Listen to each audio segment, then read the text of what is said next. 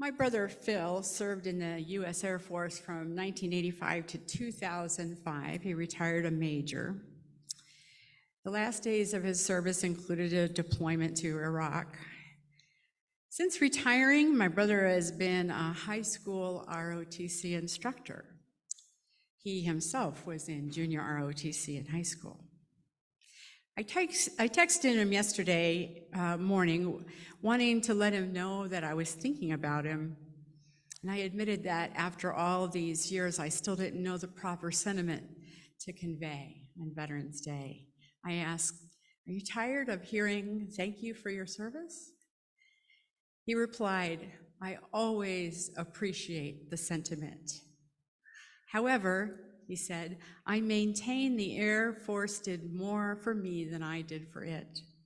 So thankful for the path I took." And indeed, for reasons I tacitly understood, military service was a boon to my brother. Now, there are many reasons why a person serves in the military. Many, like my brother, choose to serve. I was shocked when he signed up right out of high school, but he knew what he needed at the time. He made a career of it. He got a degree. He entered the officer ranks and retired young enough to have a second career. The words of George Tiger, T-Y-G-E-R, Unitarian Universalist minister and major chaplain in the U.S. Army, he puts me in mind of my brother Phil. My brother's 10 years younger than me. I think George is the same age. Tiger served 2 tours of duty in Afghanistan. He had tough experiences in his active duty service, but remains thankful, as reflected in these words written in 2012 as he anticipated returning home from Afghanistan. When you look at me, don't see a caricature. When you hear my story, don't sigh and look away. When you think of me, don't wish I had never gone to war. War has not scarred me for life. It has made me more. I am a better man than I was before. I know the value of life more intimately. I know compassion given and received. I know courage seen and lived. I know love. For it is love that has kept me alive, not bombs, not bullets, not body armor. These only kept me from dying. Love keeps me living. Today, to all veterans of military service, whether you, as my brother phrases it, had a cup of coffee in the service, or if your service spanned an entire career, we give our thanks for the time and talent you gave in service to our country. And whether digging latrines, changing bedpans, swabbing decks, or flying F-18s off the deck of an aircraft carrier, your service mattered. Today, we honor those veterans of military service in our fellowship, and we hope that what you gave in service has been returned in some way, as with my brother, and we hope that, like George Tiger, a few of you might even have experienced some measure of love amidst the violence. Love of friends and comrades at your side, as Bill described. Love reflected in acts of courage, or the love of those waiting for you to come home. If you are a veteran, and if you are able, please now stand and be recognized. The names on the screen are those in our congregation, our members who have served in the military. So now please rise. I know that there are some additional people this morning. Cliff, is that correct? Cliff is a visitor who has served.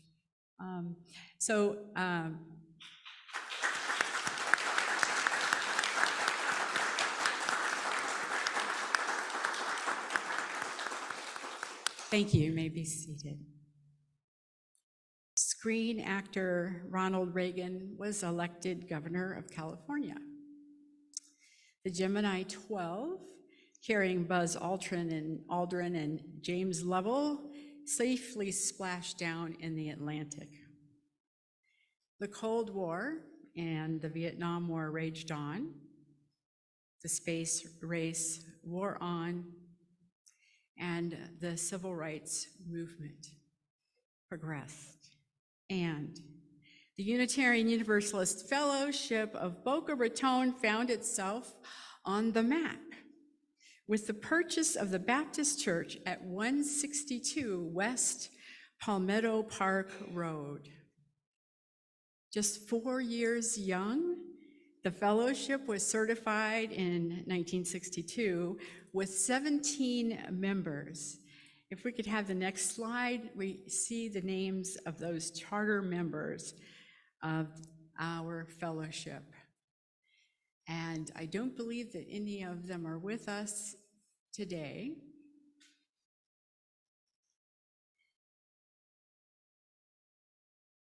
But just a short few years later, by May 1964, membership had doubled to 35 with a budget of $2,034. And the following year, it was noted that only 6 family units made pledges, so it was decided to expand the opportunity for others to make financial contributions by establishing the indelicate passing of the plate during the services. That was indelicate, was actually the words in the minutes. Folks in the fellowship had been meeting for services at that time at the Deerfield Beach Women's Club, with religious education meeting at the Chamber of Commerce a few blocks away. Congregational life was becoming more robust and organized, and by April 1966, assets of the fellowship totaled $9,600 with an operating budget of $5,200. Wow, would that be a great cushion? In June of that year, it was that was 1965, I think. In 1966. In June 1966, it was unanimously voted by 26 members to begin negotiations with the Baptist Church, which had its property for sale on Palmetto Park Road for $65,000. So if we could have the next slide, these are the 26 people who pledged themselves to this arrangement for a purchase price of $55,000 and a mortgage of up to $26,000. So once again, these people pledged themselves to this fellowship's first home. By October 30th, the fellowship became the new owner of the small church building just west of downtown Boca. And according to the fellowship's historian Helen Hartley, she said, a gala day in the fellowship's history was the dedication of its first home at 162 West Palmetto Park Road on November the 13th, 1966. The Reverend Dr. Dana McLean Greeley, president of a very brand new Unitarian Universalist Association, gave the dedication address. That's pretty impressive when the president of the UUA comes and dedicates your building. So today, 57 years hence, we sit in this beautiful sanctuary because of 26 people who had a dream and were willing to take the risk in making their dream a reality. Their dream come true was a small church building that they could call their own. And small though it was, they were able to share their space Initially, with their neighbors in Pearl City, they created a tutoring program which spurred the formation of the South County Neighborhood Center, and that operated out of the space provided in our first home, the fellowship's first home. And now, see, nobody believes me that patterns repeat themselves, especially in families or systems or institutions. We do the same thing today with our ShareX program. We share our abundance of space with many outside groups. And by the way, though they all have to be nonprofit, and their purpose has to align with our UU principles. So around 1980, though, answering the question of whether to renovate the deteriorated condition of the Palmetto Park property or build anew brought us to the fellowship's second home here on St. Andrews Boulevard. The property included only the south side of our present structure. Osias Hall and this sanctuary was not part of the property. But plans were drawn up, architectural plans were drawn up, and by November of 1985, we have what we have today. And we have what we have today because of those visionaries that came before us. And it wasn't without woe, neither for sufficient funding or a fully shared vision. Not everybody agreed. But as we're going to hear Mary Cadwell's words, a 50-year member of this fellowship, as we listen to her words, she will attest to this.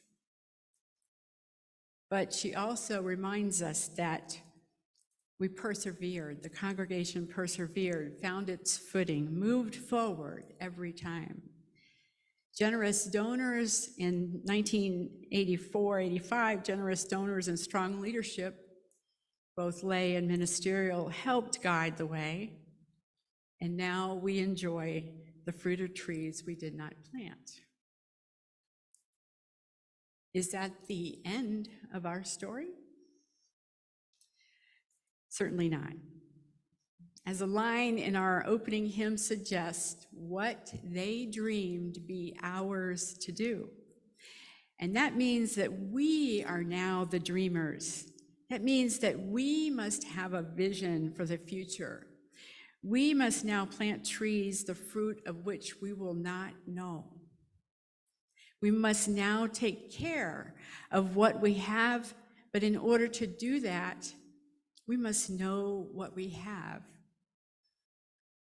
Today at UUFBR, Unitarian Universalist Fellowship of Boca Raton, we have a generation gap.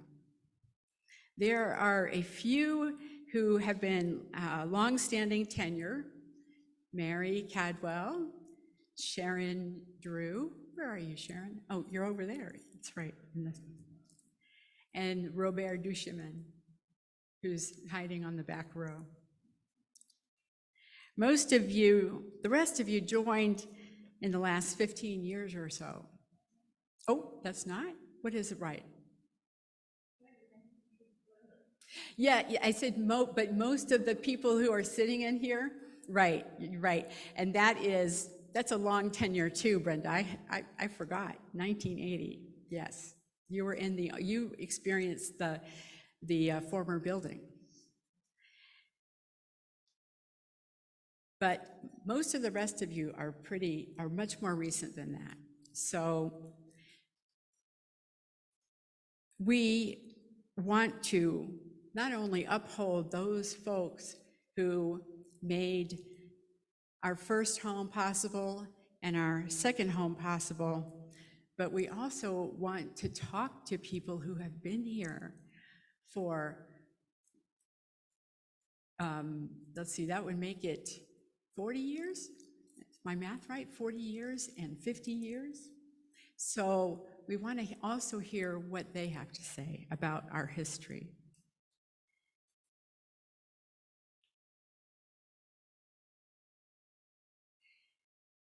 Most of you, not only, we want to do this not only because it's important to know our history, it's one of the congregation's interim tasks to know your history, but also to inform a new mission and vision, which you all are going to be engaged in, whether you know it or not, in the early spring. And also, the transition team is going to be inviting you to an asset mapping exercise where you'll really get a sense of abundance for how much we have, not only physically, but among you in the talent and time and treasure you give.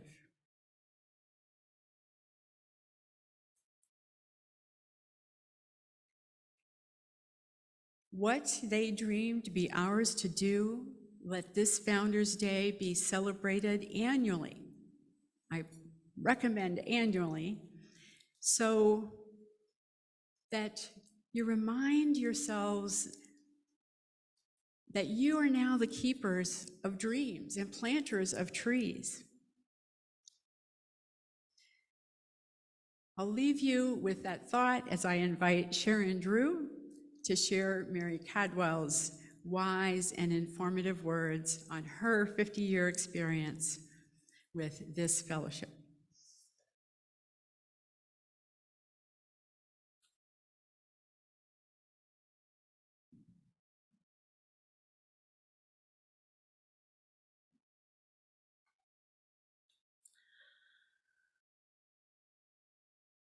Mary says, this congregation started in people's dreams and their homes, and it grew to meet in Boca's first bowling alley, and grew some more to find out and buy a little church building it could barely afford down on Palmetto Park Road near the railroad tracks, the then center of Boca Raton. This congregation took that little building, cleared out the baptistry of the previous owners, and replaced it with fresh flowers each Sunday morning, and opened for business as a place which welcomed all kinds of folks. Those who questioned their prior religious beliefs, those who were looking for a place where conversations were open and wide-ranging, a place of acceptance for questions and diverse answers and no answers at all. Boca was still a small town then, officially 28,000 people. Into this small town mix of mainline Protestants and Catholics and Jews came this upstart group of Unitarian Universalists calling themselves a fellowship rather than a church, who not only practiced a largely unknown brand of religious belief and non-belief, but also promptly set out to share their building with other non-standard brands of churches. Christ Church of Spiritual Science, Temple Eternal Light, and United Pentecostal Church were among those who found a physical home in our building while searching for their own place to meet. It was a fellowship with a congregation largely of snowbirds, so there wasn't any reason to keep its doors open when they went north to cool off, and it closed from Memorial Day to Labor Day. It was a fellowship which looked at Boca with a different eye than most. Despite the glitz and glitter and wealth for which Boca was known, UUFBR saw the places of poverty and the needs to be met. The congregation then looked at the building and founded the South County Neighborhood Center, a nonprofit dedicated to bringing needed social agencies to our small community to serve those who could not get to West Palm or elsewhere. Agencies such as Family Service Agency, Mental Health Association, Vocational Rehab, Legal Aid Society, and others used our building space once a week. And the congregation also had an annual budget to raise pledges, which would keep the building open to serve all these needs, our own and the community's. I recently found, this is Mary, found a unicorn from January 1971 in which UUFBR's then treasurer said he was very grateful for the spontaneous pledge response. The congregation also added a small Sunday school, hired a minister, and gradually grew enough to remain open all summer with year-round families as well as snowbirds. And eventually, it outgrew that small building just as the center of Boca Raton gradually moved pretty much to where town center is. So the congregation bought another slightly larger building and land from another set of Baptists and moved here to St. Andrews Boulevard. When the fellowship outgrew the slightly larger building, it added a sanctuary with its light and quiet beauty, and then added an RE wing and built a labyrinth, which is a place of walking meditation. The congregation once again became a place welcoming others to share their space. Religious groups such as Kol Ami and other community groups and health programs like Yoga for Grief, some of which have since launched into buildings of their own, such as Sunflower. And we have once again reached out to serve the community through Share the Plate. When I think about our congregation today, I realize that in many ways, we're not very different than we've always been. People coming together to learn about, to grapple with, to share beliefs and non-beliefs. People wanting to make a difference, to help build a better world, to teach and model understanding and acceptance, and how to agree when we disagree. We are able to do that in part because we have this building, because we have a versatile and dedicated staff. We are able to do this because we pledge to keep it alive and well.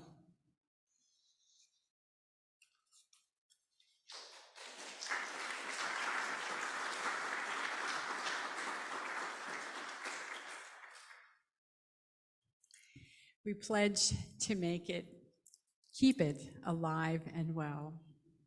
That is a deep commitment, and I hope that we all can rise to it.